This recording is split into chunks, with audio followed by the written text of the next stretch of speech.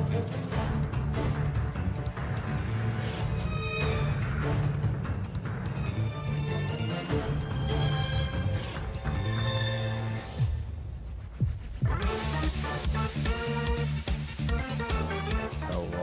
friends, and welcome back to Low Ink October 2025. I am Popgun, joined by the Sasu, or as we say down in the South where I'm originally from, Sasu.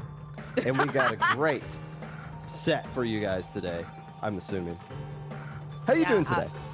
I'm doing okay. Here on the eastern side, at the very least, in New York, it is 3 o'clock.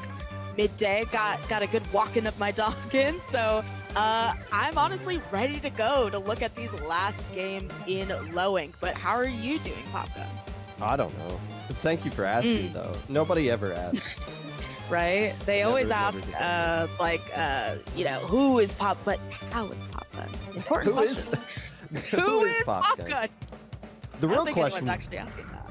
You should be asking is, who is No Stick Player's frowny face? Well, I got a little bit of a hint. They don't have a stick player on their team, which they did last month, I believe, when they finished in the top 4, if not top 3, with a stick player. But they probably said, you know what, we actually want to win this month, so everyone's got to use motion, which is a wild thing on their part, and it's kind of cringe, but, you know, that's where they are. What's that logo? Who is that holding a gun to a fish? Who is that? Do you see that? I do. I have to wonder if, I'm assuming it's like some sort of stock image that they've edited a fish into. At least I hope. Maybe, you know, I don't even know. I feel like, but it's camp, and I'll take it. Meanwhile, the kittens have a logo ripped fresh off of DeviantArt with some sort of wolf humanoid creature screaming. The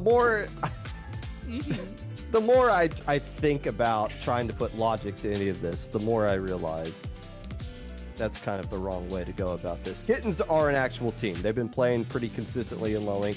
They, I think the only team to beat them today is the team that's waiting to end grand finals. I did watch that stream. It was a close 0-3, by the way, that the Kittens had to that one. But right now they got to deal with no stick players. A good question I probably should have looked up before this. Did these two teams play each other last? Oh, they might have, actually. They were in the same group. Let me look that up real quick. Yeah, I would be curious to know, because honestly, I feel like the stakes are just so much higher when a team is trying to get their lick back, you know, because now they have the experience, they know what they're up against, and I feel like it's really rare to see an opposite result come out of it, but it's always exciting when you do end up seeing like a team just say, hey, like, you may have killed us before, but we're ready for you this time. This is a rematch. The Kittens lost 0-3, got swept out, lost the 2 games, and then the third just for fun to no stick players. But now they're going to be going up in a match that matters with loser semifinals. This is a best of 3, by the way. There is the Firefin coming out from Grubhub, and Scammy using the Kraken Octobrush on the side of no stick players. Yeah, absolutely. Really exciting to see weapons like that. I always especially like seeing the loadouts in Low Ink. I think some players kind of getting away with some extra stuff that you don't usually see, especially that ZF. Having those strikes going to be super important. Scammy, unfortunately, falling a little bit short, but definitely going for the picks here, forcing everyone onto that flank. But unfortunately, I think Kitten still has their hold here, trying to get rid of that wall, and they do it. So right now, Kittens, I think, with a really strong opening with how they've been inking here. It's just the question of, can they find ways to start pushing up and creating a lockout? And the answer to that is no. No, it turns out the other team has this thing called an E-Leader that doesn't exist anymore, because Firefin obviously better than E-Leader up to this point. This game is able to push up and create that lockout that the Kittens weren't able to establish right there. So nicely done there by no stick players, able to push up, keep the enemy team away from the zone. That's going to give them a lead here.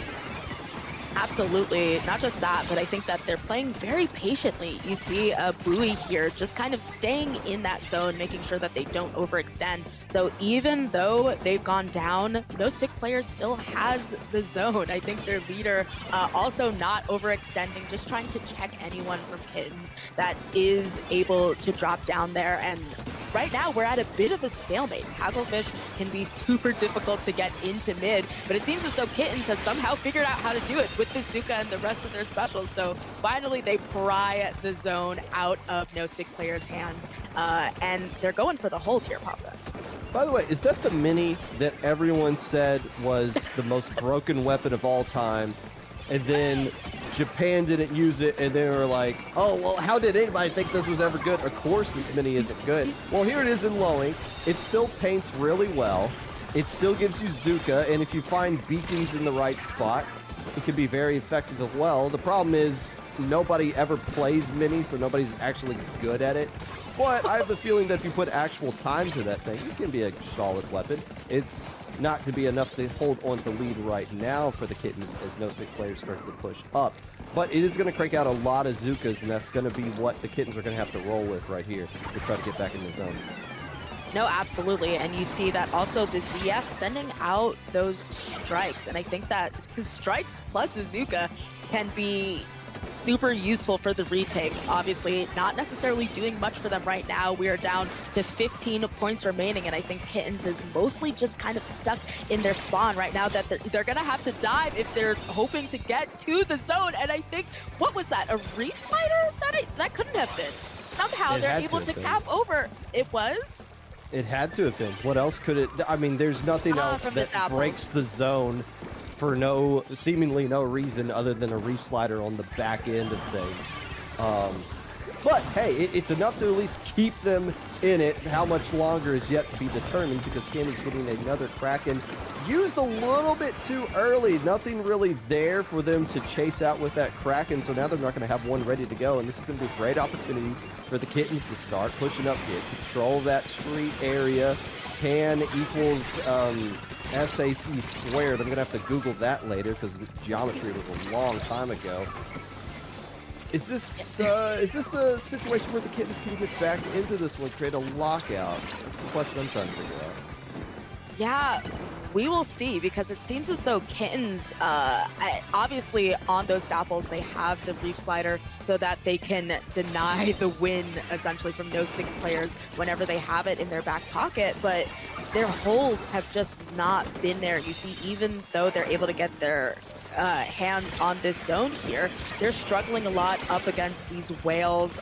Just everything is coming at them, and it seems like they're struggling with their 1v1, so their holds a little bit weak, and ultimately if you can't hold for long enough, you're just not gonna get the win. Scammy once again with the Kraken, not gonna get any points, though not gonna be checked for that overextension there. A bit of a whip, and once again with the Reef Slider, Kittens takes the zone, but we'll see for how long. So the problem with this is you're stuck in a back and forth tug of war situation, which isn't going to work out into the Kittens' favor now, because they have essentially no time. We're in overtime right here, so they can't just keep re-slidering their way back into this. They have to get the KO or the lead right here on this push. That means they got to survive the missiles that are coming out right now. They're going to have to hold on to the Kraken that's coming out really soon, get splats on top of it. There's one, but the wall keeps a player trapped, and there comes the Kraken right on top, getting a nice splat on a couple of players, but everybody else goes down from the side of No Six players. The Kittens are scratching and clawing their way back into this one. The specials not coordinated by No Stick players, coming out one at a time and couldn't really capitalize off of each other, and the Kittens make the most out of that mistake. They steal game one. Oh wow, right from under their noses, putting No Stick players on the back foot in this best of 3 right off the top. That is putting them in a really precarious situation, because it seemed the entire time like No Sticks players just had it. Their holds were better. They were practically putting Kittens in knockout, but all it takes is one mistake. And honestly, splat zones can be a little bit like turf in that, because you have a nice hold at the end and the game is yours, I guess. And that's the frustrating thing about going up against a reslider in zones is that they can just keep their team in the game long enough. I mean, we were even kind of confused, like, wait, how did they flip it there? It should have been the KO. And the answer is no. It was the reslider all along. So that creates this situation to where we can just hang around long enough.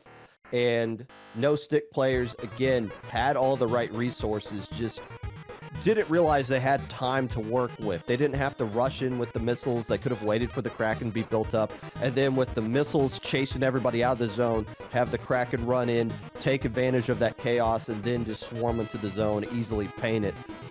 Not much you can do about that situation if you're the Kittens, but credit to the Kittens to at least putting the pressure onto no-stick players and making them feel a little bit sped up in a moment where they didn't have to, because they're playing in low ink, the most prestigious tournament on planet Earth, so I can understand the pressure there.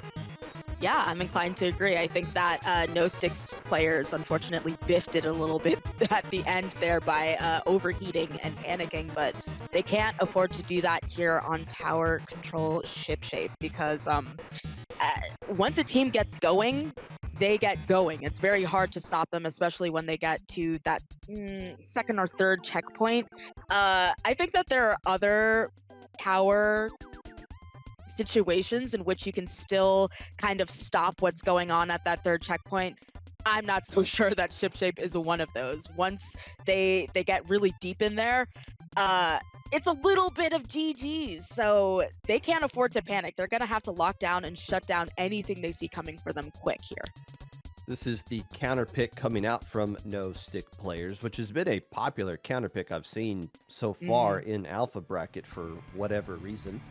Maybe it's just because nobody wants to pick Rainmaker because they'll get labeled as cringe, so let's pick the closest thing to Rainmaker, which is tower control at the shipyard. Here we see basically the same comp coming back out, except there's no more Zuka on the side of the Kittens. They're opting to go with the Bubbler Mini.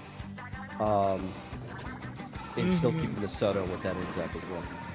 Yeah, makes lots of sense. You're going to want to bubble that tower, obviously. And interestingly enough, they also have a reef slider. At least they did before that reef slider went down, that being the Dapples on Team Kitten. So very quickly, I think no sticks players getting onto that tower, trying to eke it forward a little bit and get that first checkpoint, while Scammy, of course, farms for that Kraken. But that Kraken going to be a little bit difficult to make use of, but Scammy apparently just not needing it at that moment, because of course you've got the grates. It makes it a little difficult, but I guess not for Scammy, because this Kraken gets no use. But did they really need it? They're already down to 50 here. I was thinking the same thing. I was like, what a great patience being shown by Scammy to not use the Kraken so they can get a couple of splats. And then ultimately using it as like, well, you already splatted everybody with the weapon, so what's the point? By the way, the Kittens realize the game has started here. They're about to get knocked out in about 1 minute and 13 seconds. Oops. Good counter pick by no stick players. The Kittens don't show up. We're going to a game 3. Yeah, asleep at the wheel a little bit there. I was not joking when I said you have to stop whatever's going on immediately, because you let a team get going, and go they will. And that's exactly what we saw. That was just a 100-0 push. Not really much. I feel like I didn't even see a special out of Kittens there. They just kind of got I don't want to evoke the I don't want to evoke the image of Kittens being run over, but that is kind of too late. Too late. The idiots in chat are having that poor image in their head, and that's what they're going to be stuck there forever. Unfortunate. I was I've been trying to figure out what tan equals SAC squared is the formula to, and I'm not getting much answer. Tangent equals, I think it's tangent and secant, right? Yes. Is what those are short for, but listen, there is something in for everybody. Let me educate you in that. In New York, there's something called the regions, which are mandatory tests, and you must take one for pre-calc and trigonometry. And famously, I never passed my trig regions, but they let me graduate anyways. So I'm like, listen, Tangent, Secant, I got that. What is it? Well, Sokotoa? Is that? It's right? I think that's a name of a Girl Scout cookie that you just said there. Mm-hmm. I could be wrong. I think you're right, actually. And speaking of wrong, Rainmaker on Crab Leg is what the counter pick is. Wait, really? And I think so. Wait, how do you it's know? On set. What am I missing? Uh, Where did I not say that? my brain's just big. My third eye Oh, opened. There we go. And I saw that it is Rainmaker on Crab Leg. And as an edit player, I have nothing but smoke for this map. So hence why you might be like, whoa, where's the stray coming from? That's where it's coming from. The fact that I get chipped out by pencil, it's personal. But hopefully it's not personal for either of these teams. I do have some bad news. I want to shout out our streamer Sam, who is streaming the third straight low ink for us. They said they did not pass pre-cal or did not take one for pre-calculus. So I'm assuming that they're just as clueless to math things you won't use outside of the classroom as we are. So we're kind of stuck with that. You know, as a fellow New Yorker, actually, I think there is no regions for pre-calc. That's my bad. There is one for trig, and I think there's one for calculus. There's not one for pre-calc. But I failed.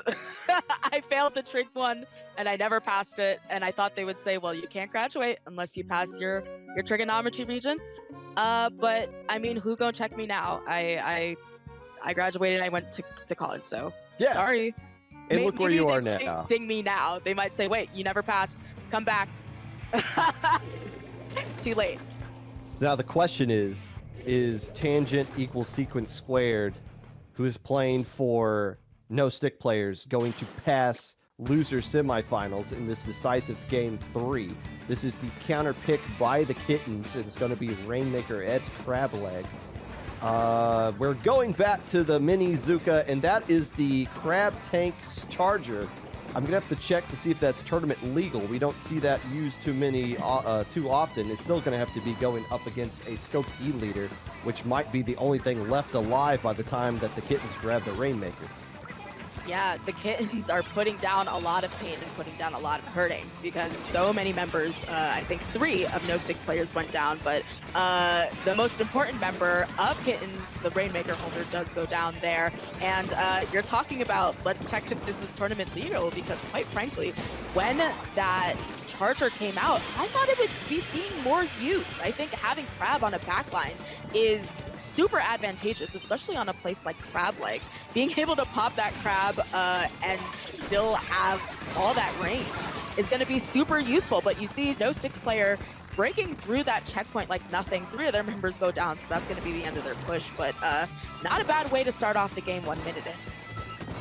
So that Crab Tank Charger that we're seeing here. By the way, PJ loves whenever Crab Tank is on screen. He gets very excited about that. As we're going to see it used right there. Yeah, you can find ways to get Crab up onto the catwalk areas. The Kittens are going to be able to get in a good position to take advantage of that weapon. The problem is that it's kind of stuck down here. Grubhub asking for help, as the Kittens just can't find ways to get set up into the right positions that they want to be. Even though they've been getting a pretty decent amount of splats, there goes our math friend, as does Scammy. So this should be the checkpoint fall, and we're essentially tied right now. Kittens in a good situation, as players were about to push up before the missiles chase them off the map. They'll get lead, but lead's not going to do much for you here. You want to go and get all the way across the grate. Oh, a little bit of a movement there.